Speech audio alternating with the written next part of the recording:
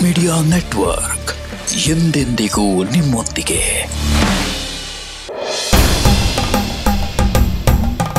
ಶ್ರಾವಣ ಮಾಸ ಅಂದ್ರೆ ಹಬ್ಬದ ಮಾಸ ಅಂತ ಕರೀತಾರೆ. ಮೊದಲನೇ ಶ್ರಾವಣ ಸೋಮವಾರದ ಮಹತ್ವ ಏನು? ಈ ಶ್ರಾವಣ ಮಾಸದ ಒಂದು ಪದದಲ್ಲಿಯೇ ಅದರ ರಹಸ್ಯ ಅಡಗಿರುವಂತದ್ದು. ಒಂದೊಂದು ಶ್ರಾವಣ ಸೋಮವಾರಕ್ಕೂ ಕೂಡ ಅದರದ್ದೇ ಆದಂತ ಮಹತ್ವ ಇದೆ. ಈಶ್ವರ, ಪರಮೇಶ್ವರ, ಭೋಲೆಶಂಕರ ಭಕ್ತರ ವೃಂದ ಏನಿರುತ್ತೆ ಎಲ್ಲರ ಕೋರಿಕೆಗಳನ್ನ ಈಡೇರಿಸೋದಕ್ಕೆ ಹೆಚ್ಚು ಹೆಚ್ಚು ಹೆಚ್ಚು ಕೇಳುವಂತಹ ಮಾಸ ಶ್ರಾವಣ ಮಾಸ.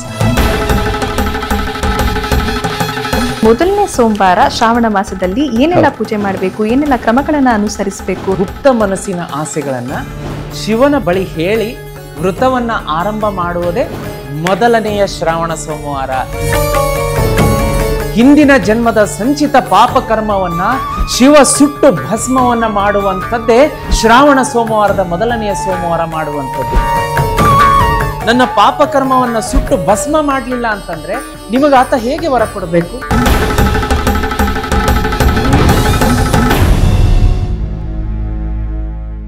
ನಮಸ್ಕಾರ ವೀಕ್ಷಕರೇ, ಜೀತ್ ಮೀಡಿಯಾ ನೆಟ್ವರ್ಕ್ ಅರ್ಪಿಸುವ ಮೊದಲನೇ ಶ್ರಾವಣ ಸೋಮವಾರದ ವಿಶೇಷವಾದ ಪಾಡ್ಕಾಸ್ಟ್ ಕಾರ್ಯಕ್ರಮಕ್ಕೆ ನಿಮ್ಮೆಲ್ಲರಿಗೂ ಸ್ವಾಗತ. ನಾನು ಸುಷ್ಮಾ. ವೀಕ್ಷಕರೇ, ಶ್ರಾವಣ ಮಾಸ ಅಂದರೆ ಹಬ್ಬದ ಮಾಸ ಅಂತ ಕರೀತಾರೆ. ತುಂಬ ಪೂಜೆಗಳು ನಡೆಯುತ್ತೆ, ತುಂಬ ಹಬ್ಬಗಳು ಬರುತ್ತೆ. ಈ ಒಂದು ಮಾಸದ ಮಹತ್ವ ಏನು, ಹಾಗೆ ಮೊದಲನೇ ಶ್ರಾವಣ ಸೋಮವಾರದ ಮಹತ್ವ ಏನು ಅಂತ ತಿಳ್ಕೊಳ್ಳೋಣ ಈ ಒಂದು ವಿಶೇಷವಾದ ಪಾಡ್ಕಾಸ್ಟ್ ಕಾರ್ಯಕ್ರಮದಲ್ಲಿ.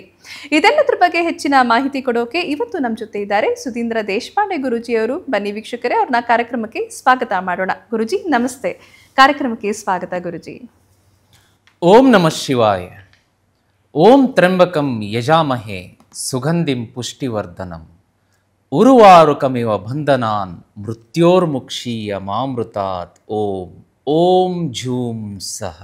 ಗುರುಜಿ, ಆಗಲೇ ನಾನು ಹೇಳ್ತಾ ಇದ್ದೆ, ಈ ಒಂದು ಇನ್ನೇನು ಶ್ರಾವಣ ಮಾಸ ಶುರುವಾಗುತ್ತೆ. ಶ್ರಾವಣ ಮಾಸದ ಮಹತ್ವ ಏನು ಅಂತ ಜನಕ್ಕೆ ತಿಳಿಸ್ಕೊಡಿ ಗುರುಜಿ. ತುಂಬ ಒಳ್ಳೆ ಪ್ರಶ್ನೆ ಕೇಳಿದ್ರಿ. ಯಾಕೆಂದರೆ ಶ್ರಾವಣ ಮಾಸ ಇನ್ನೇನು ಮೊದಲನೆಯ ಶ್ರಾವಣ ಮಾಸಕ್ಕೆ ನಾವೆಲ್ಲ ಸಜ್ಜಾಗ್ತಾ ಇದ್ದೀವಿ. ಹೌದು, 2 ದಿನ ಮುಂಚಿತವಾಗಿಯೇ ನಮ್ಮ ವೀಕ್ಷಕರಿಗೆ ಅನುಕೂಲ ಆಗಲಿ ಅಂತ ಹೇಳಿ ಮೊದಲನೆಯ ಶ್ರಾವಣ ಸೋಮವಾರದ 2 ದಿವಸ ಮುಂಚಿತವಾಗಿ ಈ ಪಾಡ್ಕಾಸ್ಟನ್ನು ಅವರ ಮಡಿಲಿಗೆ ಹಾಕ್ತಾ ಇದ್ದೀವಿ. ಹೌದು, ಶ್ರಾವಣ ಮಾಸ ಅಂದ್ರೇನು, ಅದರ ಮಹತ್ವ, ಎಲ್ಲದರ ಬಗ್ಗೆ ವಿಸ್ತಾರವಾಗಿ ನಾವು ಚರ್ಚೆ ಮಾಡ್ತಾ ಹೋಗೋಣ. ಓಕೆ. ಶ್ರಾವಣ ಮಾಸ ಅಂದ್ರೇನು? ಮೊದಲನೆಯದಾಗಿ ಶ್ರಾವಣ ಎನ್ನುವ ಪದ ಏನಿದೆ ಅದರ ಒಂದು ರೂಟ್ಗೆ ನಾವು ಹೋಗಿ ನೋಡೋಣ. ಅದರ ಬೇರು ಎಲ್ಲಿ ಹೋಗಿ ತಲುಪುತ್ತೆ ಅಂತಂದರೆ, ಶ್ರಾವಣ ಸಂಸ್ಕೃತ ಶಬ್ದದಲ್ಲಿ ಶ್ರು ಅಂದರೆ ಕೇಳುವುದು, ಶ್ರವಣ ಅಂತ ಹೇಳ್ತೀವಲ್ಲ ನಾವು. ಹೌದು, ಶ್ರವಣ ವ್ಯವಸ್ಥೆ, ಶ್ರವಣ, ಆ ಪದಕ್ಕೆ ಇರುವಂಥ ಅರ್ಥ ಕೇಳುವುದು. ಈ ಶ್ರಾವಣ ಮಾಸದ ಒಂದು ಪದದಲ್ಲಿಯೇ ಅದರ ರಹಸ್ಯ ಅಡಗಿರುವಂಥದ್ದು. ಶ್ರು ಸಂಸ್ಕೃತದಲ್ಲಿ ಕೇಳು. ಅದರ ಮಹತ್ವ ಏನು ಅಂತಂದರೆ, ಈಶ್ವರ, ಪರಮೇಶ್ವರ, ಭೋಲೆಶಂಕರ ಭಕ್ತರ ಕೋರಿಕೆಗಳನ್ನು, ಈಡೇರಿಕೆಗಳನ್ನು ಎಷ್ಟು ಕೇಳ್ತಾನೆ ಅಂತಂದರೆ, ನಾವು ತಯಾರಿರಬೇಕು ನಮ್ಮ ಕೋರಿಕೆಗಳನ್ನು, ಬೇಡಿಕೆಗಳನ್ನು ಶಿವನ ಪಾದದಲ್ಲಿ ಅರ್ಪಣೆ ಮಾಡೋದಕ್ಕೆ, ಆತನಿಗೆ ಒಂದು ಪ್ರಾರ್ಥನೆ ಮಾಡೋದಕ್ಕೆ ನಾವು ತಯಾರಿರಬೇಕು. ಭೋಲೆಶಂಕರ ರೆಡಿ ಇದ್ದಾನೆ, ಕೇಳೋದಕ್ಕೆ ತಯಾರಿದ್ದಾನೆ. ಯಾಕೆಂದರೆ ಹೆಸರಲ್ಲೇ ನೋಡಿ, ಭೋಲೆಶಂಕರ ಕೇಳಿದ್ದನ್ನು ಕರುಣಿಸುವಂತಹ ಪರಮಾತ್ಮ. ಅವನಿಗೆ ನಮ್ಮ ಮೇಲೆ ಕೋಪ, ತಾಪ ಏನೂ ಇಲ್ಲ. ನೀವು ಒಂದೊಂದು ತಪ್ಪು ಮಾಡಿ ಬಂದಿರಿ, ಒಂದು ಪಾಪ ಕರ್ಮಗಳನ್ನು ಮಾಡಿ ಬಂದು ಕೇಳಿದರೂ ಕೂಡ ಆತ ನಿರ್ಮಲವಾದಂಥ ನಿಮ್ಮ ಭಕ್ತಿಯನ್ನು ನೋಡ್ತಾನೆ. ನಿರ್ಮಲ ಚಿತ್ತ ಶುದ್ಧ ಭಕ್ತಿಯನ್ನು ನೋಡಿ ನಿಮಗೆ ವರವನ್ನು ಕರುಣಿಸುವಂತಹ ದೈವ. ಹಾಗಾಗಿ ಈ ಶ್ರಾವಣ ಮಾಸದಲ್ಲಿ ಆತ ಭಕ್ತರ ವೃಂದ ಏನಿರುತ್ತೆ ಎಲ್ಲರ ಕೋರಿಕೆಗಳನ್ನು ಈಡೇರಿಸೋದಕ್ಕೆ ಹೆಚ್ಚು ಹೆಚ್ಚು ಹೆಚ್ಚು ಕೇಳುವಂತಹ ಮಾಸ ಶ್ರಾವಣ ಮಾಸ. ಹಾಗಾಗಿ ಈ ಮಾಸದಲ್ಲಿ ದಯಮಾಡಿ ಯಾರೂ ಕೂಡ 4 ಶ್ರಾವಣ ಸೋಮವಾರ ಏನು ಬರುತ್ತೆ ಅದರಲ್ಲಿ ನಿಮ್ಮ ಕೋರಿಕೆಗಳನ್ನು ನೋಡಿ. ಈಗ ನಾವು ಲೌಕಿಕ ಜಗತ್ತಲ್ಲಿದ್ದೀವಿ, ಕೆಲಸ ಸಿಕ್ಕಿರೋದಿಲ್ಲ, ಒಂದು ಸೈಟ್ ಕೊಂಡುಕೊಳ್ಳುವಂತಹ ಒಂದು ಆಸೆ ಇರುತ್ತೆ ನಮ್ಮ ಮನಸ್ಸಲ್ಲಿ. ಸುಮಾರು ಜನಕ್ಕೆ ಮದುವೆ ಸೆಟ್ ಆಗಿರೋದಿಲ್ಲ, ನೌಕರಿ ಇರೋದಿಲ್ಲ.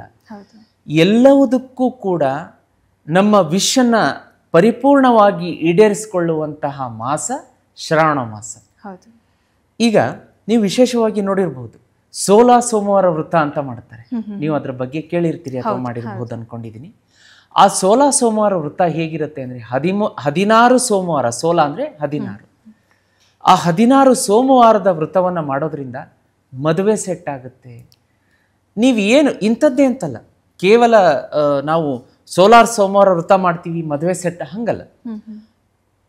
ಕೆಲಸ ಸಿಗೋದಕ್ಕೂ ಕೂಡ, ಅಂದರೆ ನನಗೆ ಕೆಲಸ ಸಿಗ್ತಾ ಇಲ್ಲ, ನಾನು ತುಂಬ ಓದ್ಕೊಂಡಿದ್ದೀನಿ, ಇಂಟರ್ವ್ಯೂಗೆ ಹೋಗ್ತಾ ಇದ್ದೀನಿ, ಫೇಲ್ ಆಗ್ತಾ ಇದ್ದೀನಿ, ಅಥವಾ ಗಂಡ ಹೆಂಡತಿಗೆ ಸಂತಾನ ಪ್ರಾಪ್ತಿ ಆಗ್ತಾ ಇಲ್ಲ, ಮನೆ ಕಟ್ಟಕ್ಕಾಗ್ತಾ ಇಲ್ಲ, ನಿಮ್ಮ ಯಾವುದೋ ಒಂದು ಡೀಪ್ ಡಿಸೈರ್ ಇದೆ, ಒಂದು ಆಸೆ ಇದೆ, ಇಚ್ಛೆ ಇದೆ, ಅದು ಕೈಗೂಡ್ತಾ ಇಲ್ಲ.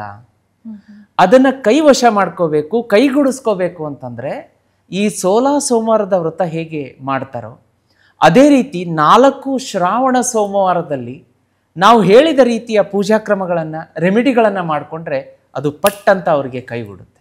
ಇದರಲ್ಲಿ ಯಾವ ಎರಡು ಮಾತಿಲ್ಲ. ಓಕೆ ಗುರುಜಿ, ಹಾಗಾದ್ರೆ ಮೊದಲನೇ ಸೋಮವಾರ ಶ್ರಾವಣ ಮಾಸದಲ್ಲಿ ಏನೆಲ್ಲ ಪೂಜೆ ಮಾಡಬೇಕು, ಏನೆಲ್ಲ ಕ್ರಮಗಳನ್ನು ಅನುಸರಿಸಬೇಕು, ಸೊ ಇದರಿಂದ ಹೇಗೆ ಒಳ್ಳೇದಾಗತ್ತೆ ತಿಳಿಸ್ಕೊಡಿ. ಹೌದು, ಮೊದಲನೇ ಶ್ರಾವಣ ಸೋಮವಾರ ನೋಡಿ, ಒಂದೊಂದು ಶ್ರಾವಣ ಸೋಮವಾರಕ್ಕೂ ಕೂಡ ಅದರದ್ದೇ ಆದಂತ ಮಹತ್ವ ಇದೆ. ಒಂದನೇ ಶ್ರಾವಣ ಸೋಮವಾರದಲ್ಲಿ ಮಾಡಿದ ಪೂಜೆನ 2ನೇ ಶ್ರಾವಣ ಸೋಮವಾರದಲ್ಲಿ ನಾವು ಅನುಸರಿಸಬಹುದು. ಅದರ ಜೊತೆಗೆ ಸ್ವಲ್ಪ ಆಡ್ ಆನ್ ಮಾಡ್ತಾ ಹೋಗ್ಬೇಕು ರೆಮಿಡೀಸ್ಗಳನ್ನು. ಕೆಲವೊಂದು ನಾರ್ಮಲ್ ಇರುತ್ತೆ. ಈಗ ನಾವು ಶಿವಲಿಂಗಕ್ಕೆ ನೀರಿನ ಅಭಿಷೇಕ, ಜಲಾಭಿಷೇಕ ಮಾಡ್ತೀವಿ. ಅದೇ ರೀತಿ ಜೇನುತುಪ್ಪದ ಅಭಿಷೇಕ ಮಾಡ್ತೀವಿ, ಕ್ಷೀರಾಜ್ ಅಭಿಷೇಕ, ಹಾಲಿನ ಅಭಿಷೇಕ ಮಾಡ್ತೀವಿ. ಇದೆಲ್ಲ ನಾರ್ಮಲ್ ಕಾಮನ್ ಆಗಿರುತ್ತೆ. ಅದರ ಜೊತೆಗೆ ಕೆಲವೊಂದು ಆಡ್ ಆನ್ ಮಾಡ್ತಾ ಹೋಗ್ತೀವಿ. ವೀಕ್ಷಕರು ಕುತೂಹಲದಿಂದ ಕಾಯ್ತಾ ಇರಬೇಕು. ಯಾಕೆಂತಂದ್ರೆ 2ನೇ ಶ್ರಾವಣ ಸೋಮವಾರಕ್ಕೆ ಏನೆಲ್ಲ ರೆಮಿಡಿ ಮಾಡಬೇಕು, ಏನು ಅಭಿಷೇಕ ಮಾಡಬೇಕು, ಅದನ್ನ ಮಾಡಿದ್ರೆ ಯಾವ ವಿಶ್ ಪೂರ್ತಿ ಆಗುತ್ತೆ, ಕುತೂಹಲಕಾರಿ ರೆಮಿಡಿಗಳನ್ನ ನಾವು ಕೊಡ್ತಾ ಹೋಗೋಣ. ವಿಶೇಷವಾಗಿ ನೀವು ಕೇಳಿದ ಹಾಗೆ ಮೊದಲನೆಯ ಶ್ರಾವಣ ಸೋಮವಾರದ ಮಹತ್ವ ಏನು, ಯಾಕಾಗಿ ನಾವು ಮೊದಲನೆಯ ಶ್ರಾವಣ ಸೋಮವಾರವನ್ನ ಆಚರಣೆ ಮಾಡ್ತೀವಿ ಅಂತ ನೋಡ್ಲಿಕ್ಕಾಗಿ, ಇದು ನೋಡಿ, ಸಿದ್ಧಿಯ ಸಾಧನೆಗೆ ಮೆಟ್ಟಿಲು ಅಂತ ಹೇಳ್ತಾರೆ. ಈಶ್ವರನಿಗೆ ನಾವು ಪೂರ್ಣವಾಗಿ ಶರಣಾಗಬೇಕು. ಮೊದಲನೆಯ ಶ್ರಾವಣ ಸೋಮವಾರ ಬಂತು ಅಂದ್ರೆ ಹಬ್ಬಗಳ ಸಾಲು ಶುರು ಆಗುತ್ತೆ. ಅಲ್ಲಿಂದ ನೆಕ್ಸ್ಟ್ ನಮಗೆ ಬರುವಂತದ್ದು ಸಂಪತ್ತು ಶುಕ್ರವಾರ, ವರಮಹಾಲಕ್ಷ್ಮಿ, ಗೌರಿ ಗಣೇಶ ಹಬ್ಬ, ಕೃಷ್ಣ ಜನ್ಮಾಷ್ಟಮಿ ಬರುತ್ತೆ, ದಸರಾ, ದೀಪಾವಳಿ, ಹಬ್ಬಗಳ ಸಾಲೆ ಸಾಲು. ಅದಕ್ಕೆ ಮುನ್ನುಡಿಯಾಗಿ ಬರುವಂತಹದ್ದು ಶ್ರಾವಣ ಸೋಮವಾರ. ಈ ಶ್ರಾವಣ ಸೋಮವಾರಕ್ಕೆ ಭಕ್ತಾದಿಗಳೆಲ್ಲ ಏನ್ ಮಾಡ್ಬೇಕು ಅಂತಂದ್ರೆ, ಕಾಯ್ತಾ ಇರ್ತಾರೆ ಶಿವಭಕ್ತರೆಲ್ಲ, ಯಾವಾಗ ಶ್ರಾವಣ ಸೋಮವಾರ ಬರುತ್ತೆ, ಯಾವಾಗ ಶಿವನ ಪೂಜೆ ಮಾಡ್ತೀವಿ, ಯಾವಾಗ ನಮ್ಮ ವಿಶನ್ನ ಫುಲ್ಫಿಲ್ ಮಾಡ್ಕೋತೀವಿ ಅಂತ.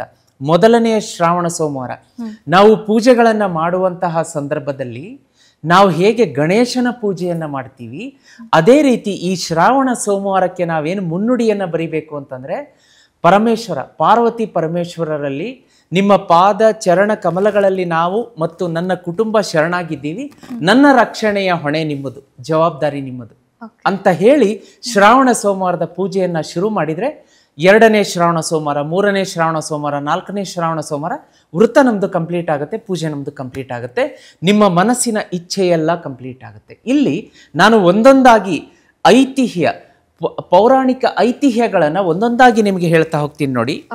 ಇಲ್ಲಿ ಶಿವ ನಮ್ಮ ಇನ್ನರ್ ಅಂದ್ರೆ ನಮ್ಮ ಆಸೆಗಳನ್ನ, ಏನು ಮನಸ್ಸಿನ ಒಂದು ಡೀಪ್ ಡಿಸೈರ್ ಅಂತ ಹೇಳ್ತೀವಿ, ಕೆಲವೊಂದು ಆಸೆಗಳನ್ನ ನಾವು ಪ್ರಕಟ ಮಾಡ್ತೀವಿ, ವ್ಯಕ್ತಪಡಿಸ್ತೀವಿ.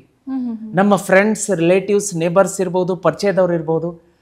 ಆದರೆ ಕೆಲವೊಂದು ಗುಪ್ತ ಆಸೆಗಳಿರುತ್ತೆ. ಅಂತಹ ಆಸೆಗಳನ್ನ ಕೆಲವೊಬ್ಬರ ಹತ್ರ ಹೇಳ್ಕೋಬಾರ್ದು. ಅದು ಹೇಳ್ಕೊಂಡ್ರೆ ಅದು ನಮಗೆ ಕೈಗೂಡಲ್ಲ. ಅಂತಹ ಗುಪ್ತ ಆಸೆಗಳನ್ನ, ಈಗ ಫಾರ್ ಎಕ್ಸಾಂಪಲ್ ಮದುವೆಯಾಗಿ ದಾಂಪತ್ಯದಲ್ಲಿ ಸುಮಾರು 10-12 ವರ್ಷ ಆಗಿರುತ್ತೆ, ಸಂತಾನ ಪ್ರಾಪ್ತಿ ಆಗಿರೋದಿಲ್ಲ, ಪಾಪ ಅವರು ತುಂಬ ವ್ಯಥೆ ಪಡ್ತಾ ಇರ್ತಾರೆ, ಫಂಕ್ಷನ್ಸ್ಗಳಿಗೆ ಹೋಗೋಕ್ಕಾಗ್ತಿರಲ್ಲ. ಯಾಕೆ ಕೇಳ್ತಾರೆ, ಎಷ್ಟು ಮಕ್ಕಳು, ಏನು, ಪಾಪ ಆ ದಂಪತಿಗಳಿಗೆ ಮನಸ್ಸಿಗೆ ನೋವಾಗುತ್ತೆ, ಹೇಳಕ್ಕಾಗಲ್ಲ, ಬಿಡಕ್ಕಾಗಲ್ಲ, ಎಷ್ಟೋ ಒಂದು ಫಂಕ್ಷನ್ಸ್ಗಳನ್ನು ಸ್ಕಿಪ್ ಮಾಡ್ತಾ ಇರ್ತಾರೆ. ಇಂಥ ಸಂದರ್ಭದಲ್ಲಿ ಅವರ ಗುಪ್ತ ಮನಸ್ಸಿನ ಆಸೆಗಳನ್ನು ಶಿವನ ಬಳಿ ಹೇಳಿ ವೃತವನ್ನು ಆರಂಭ ಮಾಡುವುದೇ ಮೊದಲನೆಯ ಶ್ರಾವಣ ಸೋಮವಾರ. ಇಲ್ಲಿಂದ ನೋಡಿ, ಶ್ರಾವಣ ಸೋಮವಾರಕ್ಕೆ ನೀವು ಶಿವನ ಬಳಿ ಯಾವ ವಿಷಯನ ಹೇಳ್ತೀರಿ, ಖಂಡಿತವಾಗಿ 100,000 ಪಟ್ಟು ಶಿವ ಪಾರ್ವತಿಯರ ಆಶೀರ್ವಾದ ಆಗುತ್ತೆ. ಇಲ್ಲಿಂದ ನಿಮ್ಮ ವಿಷ್ ಕೈಗೂಡುತ್ತೆ. ಆದರೆ ಹೇಗೆ ಮಾಡಬೇಕು ಅನ್ನೋದನ್ನ ನಾನು ಸ್ಟೆಪ್ ಬೈ ಸ್ಟೆಪ್ ಹೇಳ್ತಾ ಹೋಗ್ತೀನಿ ನಿಮಗೆ.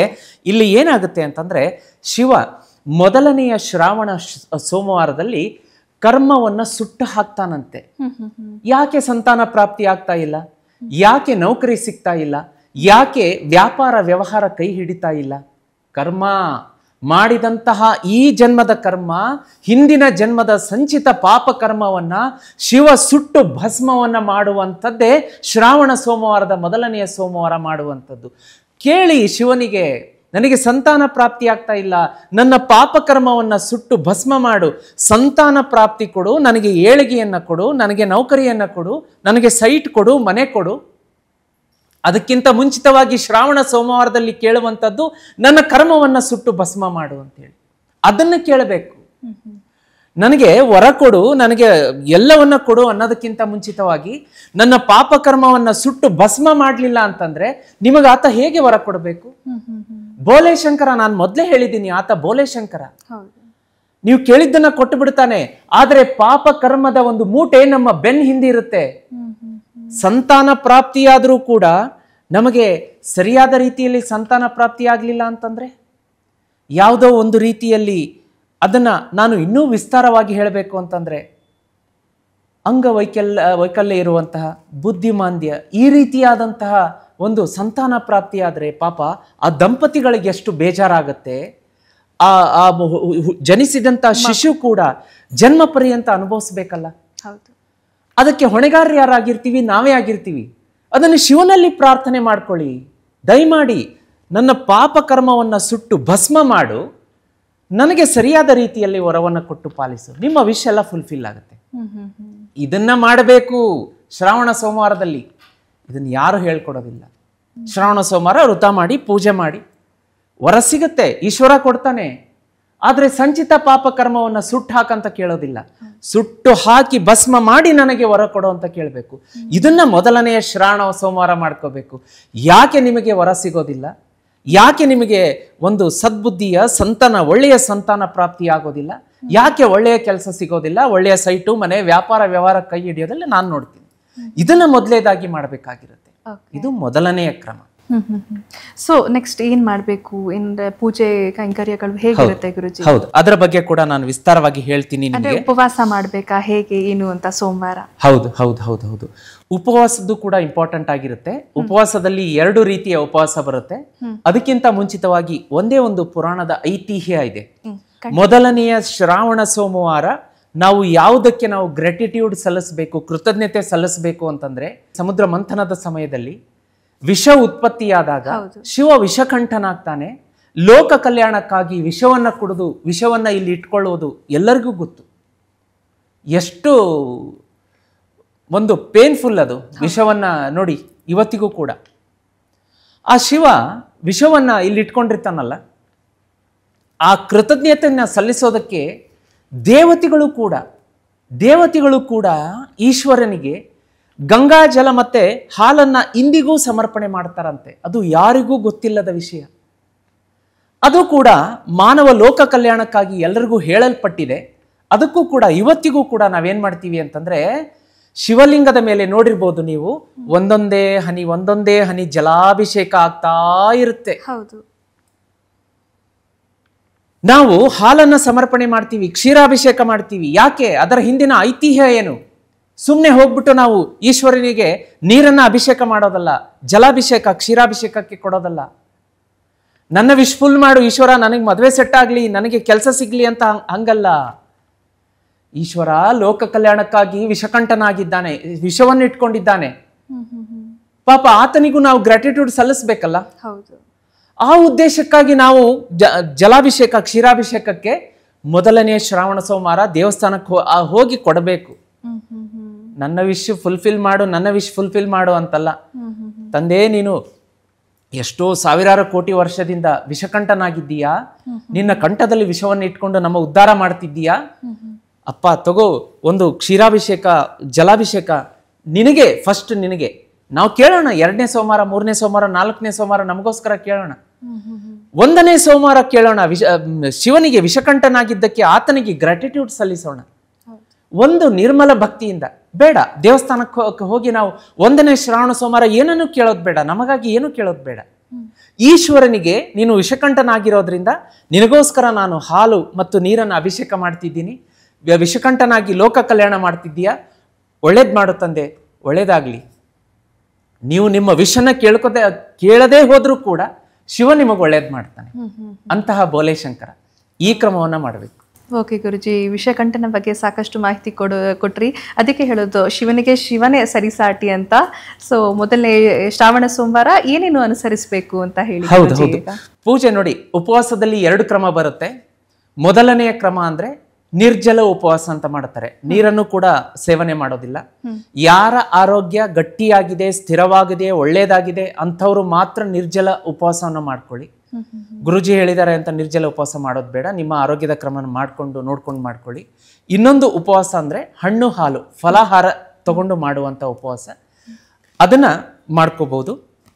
ಆದರೆ ಮೊದಲನೆಯ ಶ್ರಾವಣ ಸೋಮವಾರ ಶಿವನಿಗೆ ಕೆಲವೊಂದು ವಸ್ತುವನ್ನ ಅರ್ಪಿಸಿ ನಿಮ್ಮ ವಿಷಯನ ಕೇಳ್ಕೊಳ್ಳಿ. ಅದೇನಪ್ಪಾ ಅಂತಂದ್ರೆ ನೀರಿನ ಅಭಿಷೇಕ ಅಂತೂ ಮಾಡಲೇಬೇಕು, ಜಲಾಭಿಷೇಕ, ಹಾಲಿನ ಅಭಿಷೇಕ ಮಾಡಬೇಕು, ಮೊಸರಿನ ಅಭಿಷೇಕ ಮಾಡಬೇಕು, ಜೇನುತುಪ್ಪದ ಅಭಿಷೇಕ ಮಾಡಬೇಕು ಮತ್ತು ಶುದ್ಧವಾದಂಥ ತುಪ್ಪದ ಅಭಿಷೇಕ. ಈ 5 ವಸ್ತುಗಳ ಅಭಿಷೇಕವನ್ನು ಮಾಡೋದ್ರಿಂದ ಕಾಲಕ್ಕೂ ಕೂಡ ನಮ್ಮ ಸಂಚಿತ ಪಾಪ ಕರ್ಮಗಳು ಸುಟ್ಟು ಭಸ್ಮ ಆಗತ್ತೆ. ಮುಂದೆ 2ನೇ ಶ್ರಾವಣ ಸೋಮವಾರದಿಂದ ನಮ್ಮ ಜೀವನ ಪಾವನ ಆಗತ್ತೆ. ನೀವೇನ್ ಕೇಳ್ಕೊತೀರಾ ಅದು ನಮ್ಮ ಮಡಿಲಿಗೆ ತಂದು ಹಾಕುವಂತಹ ವ್ಯವಸ್ಥೆ ಶಿವನ ಆಶೀರ್ವಾದದಿಂದ ಖಂಡಿತ ಆಗುತ್ತೆ. ಓಕೆ ಗುರುಜಿ, ನೀವು ಇವಾಗ ತಾನೇ ಹೇಳಿದ್ರಿ ಅಭಿಷೇಕ ಮಾಡಬೇಕು ಅಂತ. ಶಿವಲಿಂಗಕ್ಕೆ ಅಭಿಷೇಕ ಮಾಡಬೇಕಾ ಹೇಗೆ ಅಂತ? ಹೌದು ಹೌದು ಹೌದು, ಶಿವಲಿಂಗಕ್ಕೆ ನೋಡಿ, ಮನೆಯಲ್ಲಿ ಕೂಡ ನೀವು ಶಿವಲಿಂಗಕ್ಕೆ ಅಭಿಷೇಕ ಮಾಡಬಹುದು. ಒಂದು ಕ್ರಮ ಏನು ಅಂತಂದ್ರೆ ಹೆಬ್ಬೆರಳಿನ ಗಾತ್ರದ ಶಿವಲಿಂಗ ಮನೆಯಲ್ಲಿರ್ಬೇಕು. ದೊಡ್ಡ ಗಾತ್ರದ ಶಿವಲಿಂಗ ಇತ್ತು ಅಂದ್ರೆ, ಹೆಬ್ಬೆರಳಿನಕ್ಕಿಂತ ದೊಡ್ಡ ಗಾತ್ರದ ಶಿವಲಿಂಗ ಇದ್ರೆ ದೇವಸ್ಥಾನದಲ್ಲಿ ಮಾಡುವಂತ ಪೂಜಾ ಕ್ರಮಗಳಾಗಬೇಕಾಗತ್ತೆ. ಅದು ಸಂಸಾರಸ್ಥರಿಗೆ ಸಾಧ್ಯ ಇಲ್ಲ. ಹಾಗಾಗಿ ಚಿಕ್ಕದಾದಂತಹ ಶಿವಲಿಂಗ ಇಟ್ಕೊಂಡು ಅದಕ್ಕೆ ಅಭಿಷೇಕವನ್ನ ಮಾಡ್ಕೋಬಹುದು. ಇಲ್ಲ ನಮಗೆ ಮನೆಯಲ್ಲಿ ಶಿವಲಿಂಗನೇ ನಾವು ಇಟ್ಟಿಲ್ಲ ಅಥವಾ ನಾವು ದೇವಸ್ಥಾನದಲ್ಲೇ ಮಾಡಿಸ್ತೀವಿ ಅಂತಂದ್ರೆ ನಾನು ಹೇಳಿದಂತ ಪಂಚವಸ್ತುಗಳನ್ನ ದೇವಸ್ಥಾನದಲ್ಲಿ ಕೊಟ್ಬಿಟ್ಟು ಅಭಿಷೇಕ ಮಾಡಿಸ್ಬೋದು. ಓಕೆ, ಈಗ ತುಂಬಾ ಜನದ ಮನೇಲಿ ನೀವು ಹೇಳ್ದಂಗೆ ಏನಪ್ಪಾ ಅಂದ್ರೆ ಮನೇಲೆ ಪೂಜೆ ಮಾಡ್ಬೇಕಾಗತ್ತೆ, ದೇವಸ್ಥಾನಕ್ಕೆ ಹೋಗಕ್ಕೆ ಟೈಮ್ ಇರೋದಿಲ್ಲ, ಜಸ್ಟ್ ಒಂದು ಫೋಟೋ ಅಂತ ಇರುತ್ತೆ, ಅಂಥವ್ರು ಏನ್ ಮಾಡ್ಬೋದು ಅಂತ? ಫೋಟೋ ಅಂತ ಇದ್ದಾಗ ನೀವೇನ್ ಮಾಡ್ಬೇಕು ಅಂತಂದ್ರೆ ಪ್ರಾರ್ಥನೆ ಮಾಡ್ಕೊಳ್ಳಿ. ಈಶ್ವರನಿಗೆ ನಾನು ಹೇಳಿದಂತ ಪಂಚವಸ್ತುಗಳನ್ನ ನೈವೇದ್ಯ ಸ್ವರೂಪದಲ್ಲಿ ಇಡ್ಬೋದು. ಅಕ್ಕಿ, ಹಾಲು, ಮೊಸರು, ತುಪ್ಪ, ಜೇನುತುಪ್ಪ ಇಟ್ಬಿಟ್ಟು ಅದನ್ನ ಪುನಃ ನಾವು ಸಾಯಂಕಾಲ ಅಥವಾ ನೆಕ್ಸ್ಟ್ ಡೇ ಅದನ್ನ ಎತ್ಕೊಂಡು, ಕೆಲವೊಂದು ಬೇಗ ಹಾಳಾಗುವಂಥ ವಸ್ತುಗಳನ್ನ 1 ಅವರಲ್ಲಿ ಎತ್ಕೊಳ್ಳೋಣ. ನಾವು ಹಾಲು, ಮೊಸರು ಇಂಥದ್ದು ಹಸಿದಿಟ್ಟಿರ್ತೀವಲ್ಲ ಎತ್ಕೋಬಹುದು, ನಮ್ಮ ಆಹಾರದಲ್ಲಿ ಯೂಸ್ ಮಾಡ್ಬೋದು. ಇನ್ನು ಅಕ್ಕಿ, ಜೇನುತುಪ್ಪ ಇಂಥದ್ದು ಹಾಳಾಗೋದಿಲ್ಲ. ಅದನ್ನ ನೆಕ್ಸ್ಟ್ ಎತ್ಕೊಂಡು ನಾವೇನು ಪ್ರಸಾದಕ್ಕೆ ಇಟ್ಟಿರ್ತೀವಿ ಅದನ್ನ ನಮ್ಮ ಊಟದಲ್ಲಿ ಕೂಡ ಬಳಸ್ಕೋಬಹುದು. ನಾವು ಅಕ್ಕಿ ಡಬ್ಬದಲ್ಲಿ ಹಾಕ್ಬೋದು. ಅದನ್ನು ಕೂಡ ಪ್ರಸಾದದ ರೂಪದಲ್ಲಿ ಬಳಸಿದ್ರೆ, ಅಕ್ಕಿಯಲ್ಲಿ ಅದನ್ನ ಬಳಸಿದ್ರೆ ಅಕ್ಕಿ ಅಕ್ಷಯವಾಗುತ್ತೆ, ಊಟಕ್ಕೆ ಯಾವತ್ತೂ ಕೊರತೆ ಆಗುತ್ತೆ. ಓಕೆ ಗುರುಜಿ, ನೀವು ಇವಾಗ ತಾನೇ ಉಪವಾಸದ ಬಗ್ಗೆ ಹೇಳಿದ್ರಿ. ಸೊ ಉಪವಾಸ ಮಾಡ್ಬೇಕಾ? 2 ತರ ಉಪವಾಸ ಹೇಳಿದ್ರಿ. ಉಪವಾಸ ಮಾಡ್ಬೇಕಾದ್ರೆ ಏನಾದ್ರೂ ಕ್ರಮಗಳನ್ನ ಅನುಸರಿಸಬೇಕಾ ಹೇಗೆ ಅಂತ? ನಿಟ್ಟಾದ ಕ್ರಮಗಳೇನಾದ್ರೂ ಇದೆಯಾ? ಹೌದು ಹೌದು ಹೌದು ಹೌದು. ಬ್ರಾಹ್ಮಿ ಮುಹೂರ್ತದಲ್ಲಿ ಎದ್ಬಿಟ್ಟು ಆಮೇಲೆ ಈಶ್ವರನ ಪೂಜೆಯನ್ನ ಮಾಡ್ಕೋತಾರೆ. ಪೂಜೆಯನ್ನ ಮಾಡಿ ಅವತ್ತು ಉಪವಾಸದ ಸಂಕಲ್ಪ ಮಾಡ್ಕೋಬೇಕು. ಈಶ್ವರನ ಫೋಟೋ ಅಥವಾ ಚಿಕ್ಕದಾದಂತಹ ಶಿವಲಿಂಗ ಇದ್ರೆ ಅದಕ್ಕೆ ಅಲಂಕಾರವನ್ನ ಮಾಡಿ, ಪೂಜೆಯನ್ನ ಮಾಡಿ, ಹಣ್ಣು ನಾನೇನ್ ಹೇಳಿದೆ 5 ಕ್ರಮಗಳನ್ನ, ನೈವೇದ್ಯದ ಕ್ರಮಗಳನ್ನ ಇಟ್ಟು ಅವತ್ತಿನ ಒಂದು ಉಪವಾಸವನ್ನ ಶುರು ಮಾಡಿ. ನಿರ್ಜಲ ಉಪವಾಸ ಮಾಡಿದ್ರೆ ನೀರು ಕೂಡ ಕುಡಿಯೋ ಹಾಗಿಲ್ಲ. ಆರೋಗ್ಯದ ಕ್ರಮ ನೋಡಿ ನೀವು ಡಿಸಿಷನ್ ತಗೊಳ್ಳಿ. ಅಂತಿಮ ನಿರ್ಧಾರ ನಿಮ್ಮದೇ ಇರುತ್ತೆ, ಮಾಡಬೇಕು ಮಾಡಬಾರ್ದು ಅಂತ. ಇನ್ನು ಫಲಾಹಾರ ತಗೊಂಡು ಮಾಡ್ತೀವಿ ಅಂತಂದ್ರೆ ಹಾಲು, ಹಣ್ಣು, ಅರಳಿಟ್ಟು ಅಂತ ಸಿಗುತ್ತೆ, ಅಳ್ಳಿಟ್ಟು ಅಂತ ಹೇಳ್ತಾರೆ, ಅದನ್ನು ಬಳಸ್ಬೋದು. ಸಾಬುದಾಣಿ ಕಿಚಡಿಯನ್ನ ತಗೋಬಹುದು. ಶಿವನ ಧ್ಯಾನದಲ್ಲಿ ಇರಬೇಕಾಗತ್ತೆ. ಯಾವಾಗಲೂ ಕೂಡ ನೀವು ಅವತ್ತಿನ ದಿವಸ ಏನಾದರೂ ಕೆಲ್ಸಕ್ಕೆ ಹೋಗ್ತೀರಾ ಅಂತಂದ್ರೂ ಕೂಡ ನಿಮ್ಮ ಕೆಲಸದಲ್ಲಿ ತೊಡಕೋಬಹುದು. ಅವಾಗ ನಿಮಗೆ ಯಾವಾಗುತ್ತೆ ಅವಾಗ ಒಂದು 11 ಸಲ ಓಂ ನಮ ಶಿವಾಯ, ಓಂ ನಮ ಶಿವಾಯ ಅಂತ ಮನಸ್ಸಲ್ಲಿ ಪ್ರಾರ್ಥನೆ ಮಾಡಿ. ಮಹಾಮೃತ್ಯುಂಜಯ ಮಂತ್ರ ನಾನು ಈ ಸಂಚಿಕೆಯ ಶುರುವಿನಲ್ಲಿ ಹೇಳಿದೆ, ಬಿಗಿನಿಂಗಲ್ಲಿ, ಅದನ್ನೂ ಪಠನೆ ಮಾಡಿ.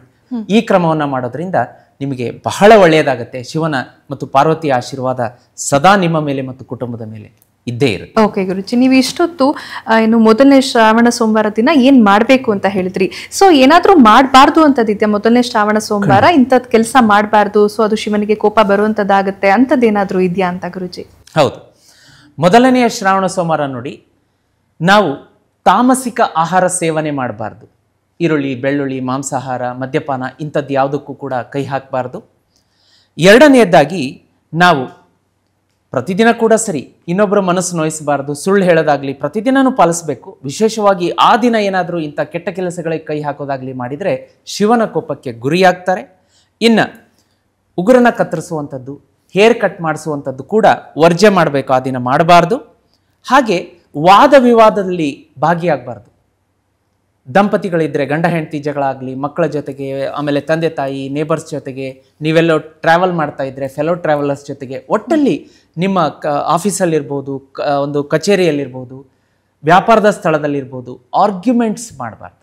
ಆ ಆರ್ಗ್ಯುಮೆಂಟ್ಸ್ ಕೂಡ ಅವತ್ತಿನ ದಿನ ನೀವೇನಾದರೂ ಆರ್ಗ್ಯುಮೆಂಟ್ಸ್ ಮಾಡಿದರೆ ನಿಮಗೆ 4 ಶ್ರಾವಣ ಸೋಮವಾರ ತುಂಬ ಮನಸ್ಸಿಗೆ ಪೇನ್ ಕೊಡುತ್ತೆ.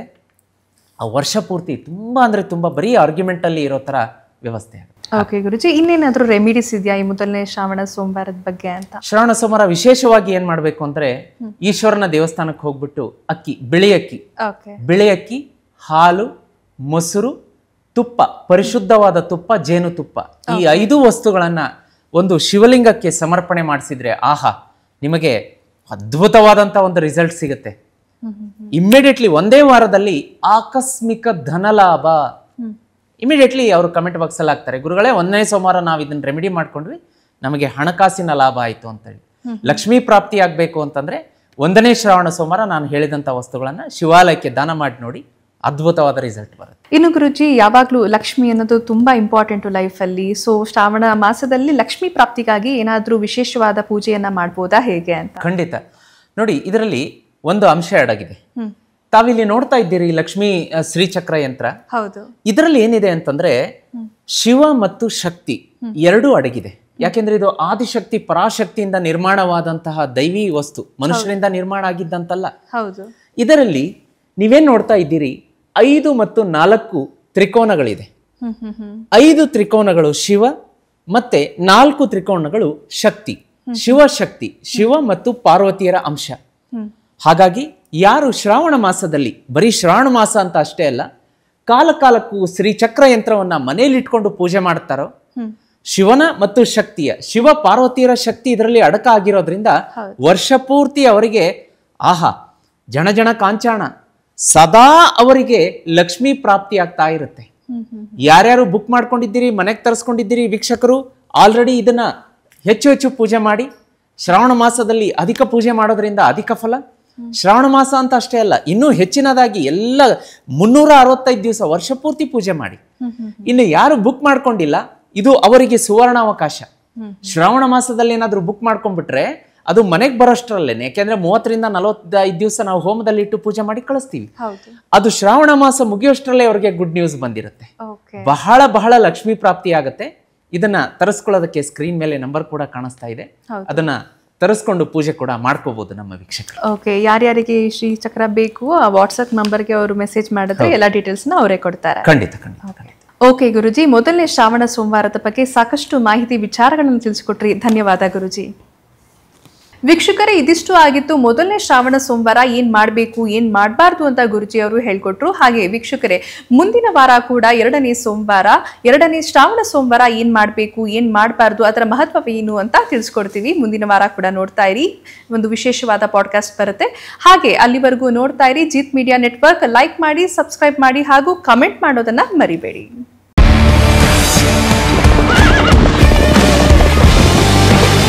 ಜೀತ್ ಮೀಡಿಯಾ ನೆಟ್ವರ್ಕ್ ಎಂದೆಂದಿಗೂ ನಿಮ್ಮೊಂದಿಗೆ.